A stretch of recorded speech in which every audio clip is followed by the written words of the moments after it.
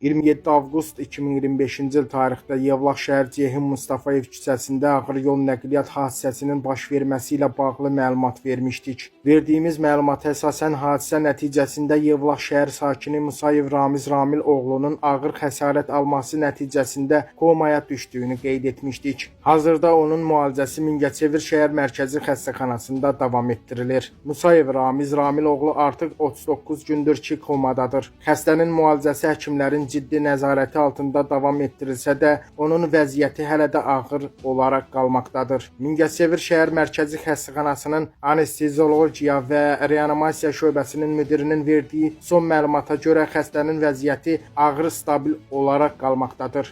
Xəstə Musayev Ramiz Ramil oğlu 1999-cu il doğumlu Mingəçevir şəhər mərkəzi xəstəxanasının reanimasiya şöbəsinə 9-cu ay 2025-ci ildə saat 18:00-da özəl tibb müəssisəsindən xəstə yaxınlarının istəyinin reanimasiya şöbəsinə gətirilmişdir. Daxil olarkən vəziyyəti həddindən artıq ağır, süni tənəffüs aparatında olmuşdur.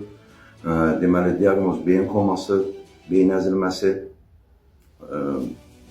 deməli, intraparenximal beyin qanaması, T4, T5, T6 döş fəqərələrinin sınığı diaqnozu ilə bizə daxil olmuşdur, kompression sınığı ilə.